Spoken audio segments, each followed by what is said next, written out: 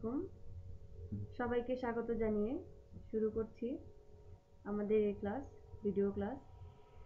যে যেখান থেকে আমাদের ক্লাসগুলো দেখছেন সবাইকে স্বাগত এবং সবাইকে বলছি আমাদের এই ক্লাসটা আপনারা যদি লাইক, শেয়ার এবং সাবস্ক্রাইব করেন তাহলে আমাদের আরও সহজ হবে আপনাদের কাছে পৌঁছানো, এবং আশা করি আমাদের এই ক্লাসগুলো আমাদের এইচএসসি পরীক্ষার্থী যারা আছো তাদের তো উপকারে আসবেই, এবং যারা এছাড়াও অন্য যারা ভিউয়ার্স আছেন তাদেরও কিছুটা হলেও উপকারে আসবে।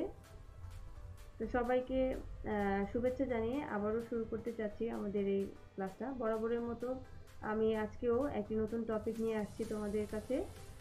আমাদের স্টুডেন্টকে বলছি এবং ভিউয়ার যারা আছেন আপনারা দেখবেন, আপনাদের জন্য এটা একটা জানার বিষয় এবং কিছুটা হলেও উপকার আসবে। তো এই টপিকটা আমি স্টুডেন্টদের বলছি এইচএসসি পরীক্ষার্থীদের জন্য খুবই ইম্পর্টেন্ট এবং খুব সহজ একটি প্রশ্ন।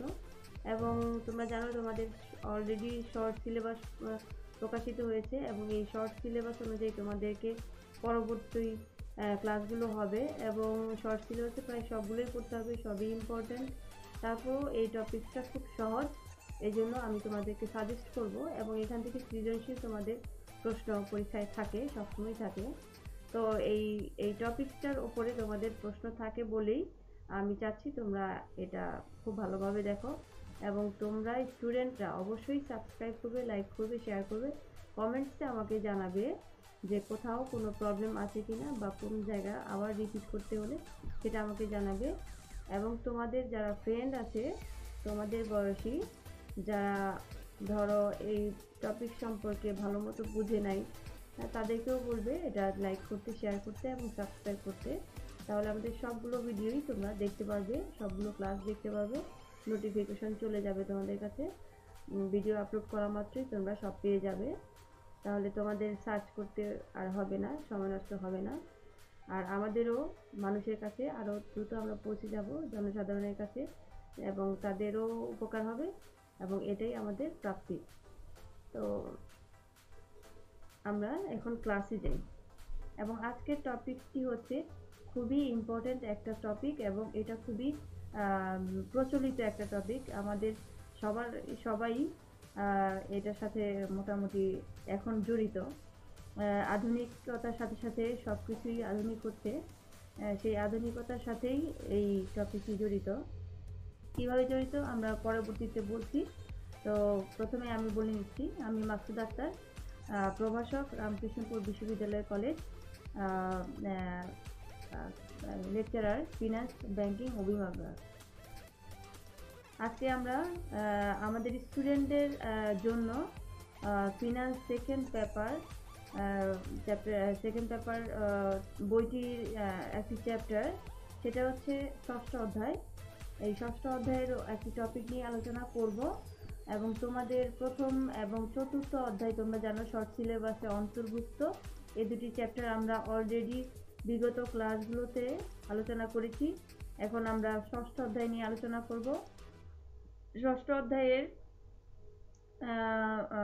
চ্যাপ্টারটি হচ্ছে চেক, বিল অফ এক্সচেঞ্জ ও প্রমিসরি নোট।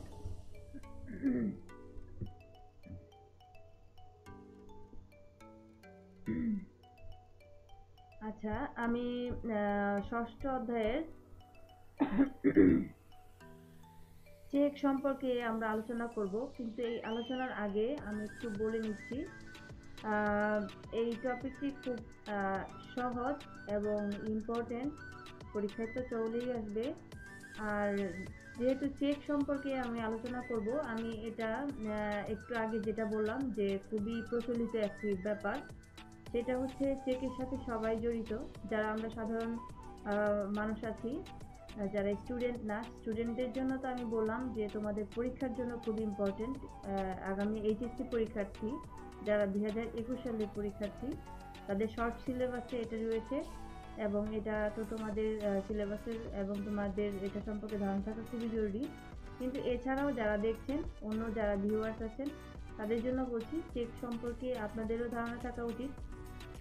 কোনো ডিফল্ট বা কোনো প্রবলেমে যেন আপনারা না পড়েন, সেই জন্য চেক সম্পর্কে আপনার ধারণা থাকা উচিত।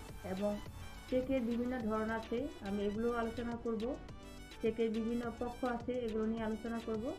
আপনারা যত নিরাপদে আপনাদের অর্থ সম্পদ যতটুকু নিরাপদে রাখতে পারেন ততটা ভালো, এবং চেক সম্পর্কে ধারণা থাকলে আপনারা এটা সম্পর্কেও আপনাদের নিরাপত্তা সম্পর্কেও অর্থ নিয়ে আপনাদের নিরাপত্তা সম্পর্কেও ধারণা চলে আসবে। কিভাবে কোন চেকটা ইউজ করলে আপনাদের লেনদেনটা বেশি নিরাপদ হবে সেটা সম্পর্কে আপনাদের একটা ধারণা চলে আসবে। তো আমি শুরু করি আজকে। প্রথমে হচ্ছে চেক সম্পর্কে ধারণা, চেকের ধারণা, কনসেপ্ট অফ চেক। প্রথমেই তোমরা স্লাইডে দেখো, স্লাইডে দেওয়া আছে যে চেক হলো অর্থ প্রদানের শর্তহীন নির্দেশনামা। চেক হলো অর্থ প্রদানের শর্তহীন নির্দেশনামা। এটা হচ্ছে কি নিয়ার মানি, প্রায় অর্থের কাছাকাছি বলা হয়। লিকুইডিটির ওপর অর্থাৎ তারলের ওপর ডিপেন্ড করে চেককে পরবর্তীতে অর্থের বা টাকার, আমাদের দেশের অনুযায়ী আমরা টাকা যেহেতু ব্যবহার করি, আমাদের অর্থের নাম হচ্ছে টাকা। টাকার পরবর্তীতেই হচ্ছে চেকের অবস্থান। তো এটা হচ্ছে টাকা যেমন চাহিদা মাত্র এর গ্রাহককে দিতে বাধ্য থাকে, চেকটাও ঠিক তেমনই টাকার পরবর্তীতেই চেকের অবস্থান। এবং চেক হলো শর্তহীন নির্দেশনামা, অর্থ প্রদানের শর্তহীন নির্দেশনামা। বিনা বাক্যে এটা মানে শর্তহীন, এতে কোনো শর্ত নেই, চেকের অর্থটা দিয়ে দিতে হবে এর বাহক বা এর যে অধিকারী থাকে তাকে। নেক্সট হচ্ছে আমানতকারী তার ব্যাংকারকে চেকের মাধ্যমে এরূপ নির্দেশ দিয়ে থাকে। আমানতকারী তার ব্যাংকারকে চেকের মাধ্যমে এরূপ নির্দেশ দিয়ে থাকে। আচ্ছা, চেকটা সাধারণত যে আমানত করে ব্যাংকে, যার একটা ব্যাংক অ্যাকাউন্ট অথবা ব্যাংক হিসাব রয়েছে, তাকে একটা চেক বই সরবরাহ করা হয় ব্যাংক থেকে, এবং সেই আমানতকারী যদি সে নিজে অর্থ উত্তোলন করতে চায় অথবা কাউকে অর্থ পরিশোধ করতে চায় অথবা কোনো বিল সে পরিশোধ করতে চায়, সেক্ষেত্রে তার সেই চেকের মাধ্যমে এরূপ নির্দেশ দেওয়া হয় ব্যাংককে, যেন সে অর্থ উত্তোলন করতে পারে নিজের জন্য, অথবা কাউকে অর্থ পরিশোধ করতে পারে, অথবা কোনো বিল সে পরিশোধ করতে পারে। নেক্সট হচ্ছে কি আমানতকারী নিজেকে প্রাপক কোনো ব্যক্তিকে বা বাহককে অর্থ প্রদানের জন্য এর মাধ্যমে নির্দেশ দেয়। কথাটা বলা হয়েছে এখানে যে আমানতকারী নিজেও চেকের মাধ্যমে তার ব্যাংক হিসাব থেকে ব্যাংককে নির্দেশ দিতে পারে যে আমার অ্যাকাউন্ট থেকে আমি অর্থ উত্তোলন করব, মানি উত্তোলন করব বা টাকা উত্তোলন করব। সেক্ষেত্রে আমানতকারী একটি চেক শো করে ব্যাংকের কাছে সেই নির্দেশটা দেয় এবং সে অর্থ উত্তোলন করতে পারে। সে এই চেকের মাধ্যমে তার প্রাপককেও দিতে পারবে। একই কথা বারবার আসছে ঘুরে। আচ্ছা, তারপর নেক্সট দেখি, প্রাপক বা বাহক ব্যাংক কাউন্টার থেকে সরাসরি বা তার ব্যাংকের মাধ্যমে এর অর্থ সংগ্রহ করতে পারে। প্রাপক অর্থাৎ চেকের যে প্রাপক, চেকের অর্থ যে পাবে, চেকের মধ্যে যে অর্থটা থাকে উল্লেখ করা, সেই অর্থটা যে পাবে সে হচ্ছে প্রাপক, বা যে বাহক যে চেকটা বহন করে ব্যাংকে নিয়ে গেল সে হচ্ছে বাহক।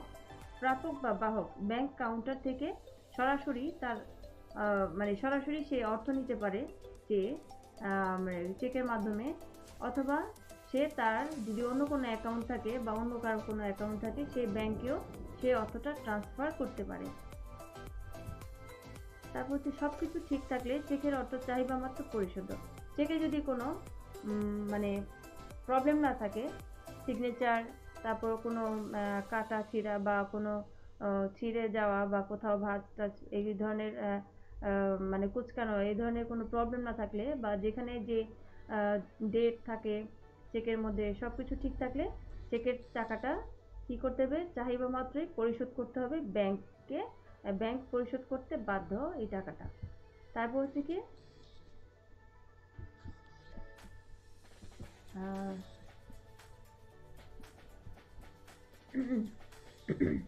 দেখো এখানে স্লাইডে তোমাদের একটি নমুনা চেকের ধারণা দেওয়া হচ্ছে।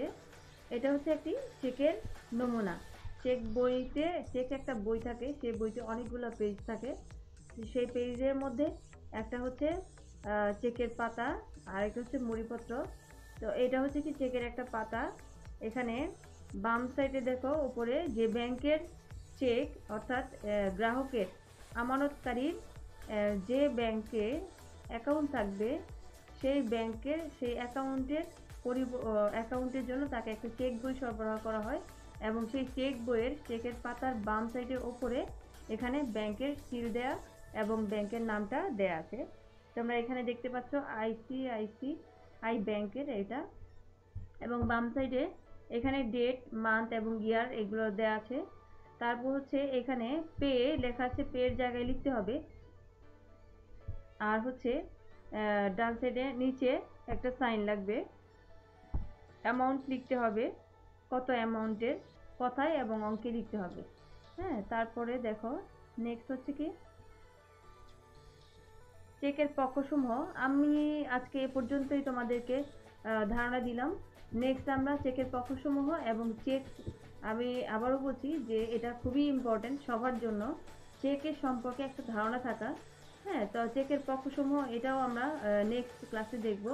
আদেশটাকে, আদিষ্টকে, প্রাপককে, অনুমোদন বলে প্রাপক, অনুমোদনকারী, ধারক, যথাকালে ধারক বা প্রকৃত ধারক, এগুলো আমরা নেক্সট ক্লাসে দেখব। আজকে আর বাড়াবো না। তো আশা করি সবাই আমার এই ক্লাসগুলো দেখবেন, সবার কিছুটা হলেও উপকারে আসে। তো সবাই, যেহেতু আমরা চেকের ব্যাপারে জানছি, সবার অর্থ সম্পদ নিরাপদে থাকুক এবং সবার জীবনও নিরাপদে থাকুক। অর্থের সম্পদের জন্য অনেকে জীবনও রিস্কের মধ্যে পড়ে যায়। সবাই ভালো থাকেন এই আশা করে আমি এখানেই রাখছি। আশা করি, আমি আবার বলছি, আপনারা লাইক, শেয়ার এবং সাবস্ক্রাইব করবেন। যারা এ পর্যন্ত করে গেছেন তাদের সবাইকে ধন্যবাদ, আর যারা করেনি তারা করবেন আশা করি। তো আমাদের স্টুডেন্টদেরকেও বলছি, তোমরা খুব মনোযোগ সহকারে ভিডিওগুলো দেখবে এবং কোনো প্রবলেম হলে অবশ্যই কমেন্টসে জানাবে, লাইক করবে, শেয়ার করবে, সাবস্ক্রাইব করবে এবং তোমাদের সহপাঠী যারা আছে সবাইকে বলবে যেন ভিডিওগুলো দেখে। তাহলে তোমাদেরই ভালো হবে, তোমাদের উপকারে আসবে। তোমাদের এক্সামের জন্য তো খুবই ইম্পর্টেন্ট, এইচএসসি এক্সামের জন্য। এবং তোমরা যদি এগুলো ভালোভাবে শিখে নাও তোমাদের জন্য খুবই ভালো হবে। যেহেতু তোমাদের সৃজনশীল পরীক্ষা হয়, সৃজনশীলভাবে হয়, এই জন্য তোমাদের ভালো একটা ক্লিয়ার ধারণা থাকাটা খুবই জরুরি। তাহলে তোমরা 3 এবং 4 মার্কসের যে কোশ্চেনগুলো আছে সেগুলো খুব ভালোভাবে অ্যান্সার করতে পারবে। আর 1, 2 তো শর্ট কোশ্চেন, ওগুলো তো ছোট ছোট প্রশ্ন, এগুলো একটু পড়তে হবে। তো 3, 4 এর জন্য তোমাদের অবশ্যই খুব ভালোভাবে, এইচএসসি পরীক্ষার্থী যারা আছো তাদেরকে বলছি খুব ভালোভাবে এগুলো দেখবে এবং বুঝে নিবে। কোথাও না বুঝতে পারলে আমাকে কমেন্টসে জানাবে। এখানেই রাখছি, সবাইকে শুভেচ্ছা জানিয়ে, আবারও শুভেচ্ছা জানিয়ে এখানেই শেষ করছি। সবাই ভালো থাকবেন। আসসালামু আলাইকুম।